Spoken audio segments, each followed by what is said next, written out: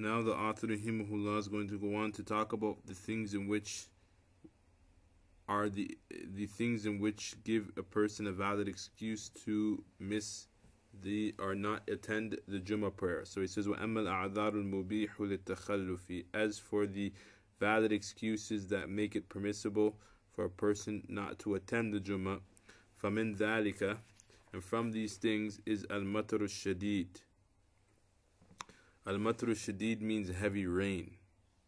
And what it means by heavy rain is the type of rain that causes the people to take cover. For example, to cover their heads. So they consider that a reason to not to attend Jumu'ah. In our times, the rule would still apply, but the problem is, for example, we have cars, we have means of transportation. But if the rain is that heavy, then technically speaking, it would be a valid reason for a person not to attend the Jumu'ah prayer. Likewise, snow. So they define that heavy rain is الذي يحمل أواسط الناس على تغطية رؤوسهم. It is that rain that that causes people in general to cover their heads, to take cover, open up their umbrellas or run under a building to take cover from the water. Then والوحل الكثير. Al-Wahal al-Kathir means mud, lots of mud. So for example, in the desert, when there's lots of rain, lots of sand and lots of rain, then or lots of dirt, then you'd have lots of mud, and going outside would be a very big problem. So in that case, they considered it valid for a person not to go to Jumu'ah, and they usually define it as that type of mud or that type of circumstance that causes schools to close down or marketplaces to close down. So the same rule could apply, for example, snow. For example, places in North America, they get so much snow that school is canceled. Things are shut down. In this case, then it would be permissible for a person not to attend Jumu'ah, because the issue of snow takes the ruling of the mud. So if there's lots of mud or there's lots of rain, then technically speaking, a person has an excuse not to attend the Jumu'ah. وَالْمُجَذَّمُ الَّذِي تُضُرُّ رَائِحَتُهُ بِالْجَمَاعَةِ. Al-Mujadhamu is leprosy. الَّذِي تُضُرُّ رَائِحَتُهُ بِالْجَمَاعَةِ. And leprosy, when it is very strong, then it gives off a bad scent, and that's why it says الَّذِي تُضُرُّ رَائِحَتُهُ بِالْجَمَاعَةِ. That harms or that disturbs the people who attend the congregation. Then in this case, he is permitted to stay in his home. And I don't know if the issue of leprosy is a reality today, but this is what the scholars are mentioning here. وَالْمَرَضُ وَالتَّمْرِيدُ. Also, one of the other things is a sickness.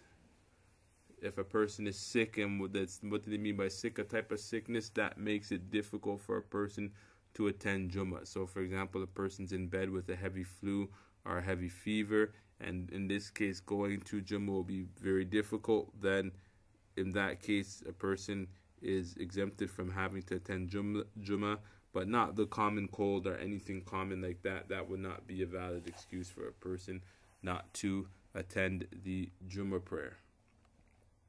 Or the common headache. Things like this that are common are not reasons not to attend the Jumu'ah. وَالتَّمْرِيدُ means taking care of somebody who's sick, and that's why it says بِأَنْ يَكُونَ عِنْدَهُ أَحَدٌ. An example, like if there's having somebody with him min ahlihi, from his family, muridan, that is sick, like his wife, كَالزَّوْجَةِ وَالْوَلَدِ وَأَحْدِ الْأَبَوَيْنِ, like his wife, his brother, his son, or his brothers, or his sisters. وَلَيْسَ عِنْدَهُ مَنْ يُعُولُهُ, and there's nobody else there to help him out. فَيَحْتَاجُ إِلَى التَّخَلُّفِ, and so he's in need of taking the dispensation of not attending Jumu'ah لِتَمْرِيدِهِ, in order to take care of that person. So if you have a sick person in your family, for example, you have a sick son and your wife is not around to take care of him, then in this case, it is permissible for you to make takhalluf under the condition that there's nobody else there to take care of them. وَمِن ذَلِكَ إِذَا احْتُدِرَ أَحَدٌ مِّنْ أَقَارِبِهِ أَوْ إِخْوَانِهِ. Also the same case is when a person is close to death, when a person is on their deathbed and is feared that they might die during these last moments. So that's why it says إِذَا احْتُدِرَ أحد من أقاربه, from his family, or إخوانه, from his friends, his close companions. قال Malik said في الرجل يحلك, Imam Malik said in terms of a person who is on his deathbed, يوم الجمعة, on the day of Jumu'ah, فيتخلف عنده رجل من إخوانه, then a person from his friends or his companions should remain behind. ينظر في شأنه لا بأس بذلك, he should remain behind to check up on his condition. فَلَا بَأْسَ بِذَلِكَ, yani there's no problem with that, meaning that there's no sin on him for not attending the Jumu'ah and remaining behind.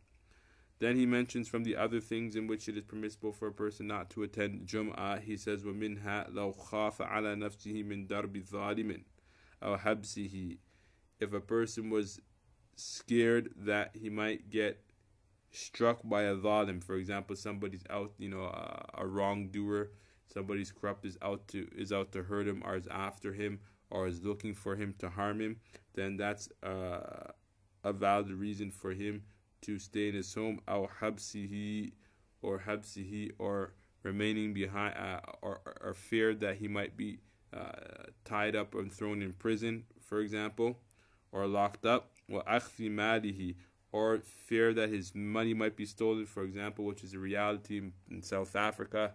A person, for example, might be afraid that, for example, let's say Yom al-Jumu'ah, you get a shipment in, and you have about 25 to 30 boxes outside of your store, and you're waiting for somebody to bring them inside the store. Jumu'ah time comes. If you were to leave to go pray, then those boxes will be left out there under no supervision. Then in this case, it would be permissible for you to stay behind and not attend Jumu'ah, and that's what he means by wa akhdi malihi, or fear that somebody might take his money or take his wealth. وَكَذَلِكَ الْمُعْسِرُ يَخَافُ أَنْ يَحْبِسَهُ غَرِيمُهُ عَلَى الْأَصَحِّ. Also, according to the sound opinion, which there's khilaf in it, a person who doesn't have money, like a person who owes somebody a debt but doesn't have the money, he's mu'asir, meaning he's bankrupt, but he fears that if he goes to Jumu'ah, that the person who he owns money to will have him imprisoned until he pays the money. In this case, it is permissible for him to lay low in his house and not go to the Jumu'ah. But as mentioned in other books, that's under the condition that he doesn't have the money. But if he does have the money, then he's not exempted because he's supposed to pay his debt. That's why we say al-Mu'asir. Al-Mu'asir is a person who is left hanging dry. He has nothing left to pay his debts. Then he says, وَمِن ذَلِكَ الْأَعْمَى الَّذِي لَا قَائِدَ لَهُ. Also in terms of, it is also permissible, a person is also exempted from Jumu'ah if he's blind and he doesn't have anybody to bring him to the Jumu'ah. That's what he means by الَّذِي لَا قَائِدَ لَهُ.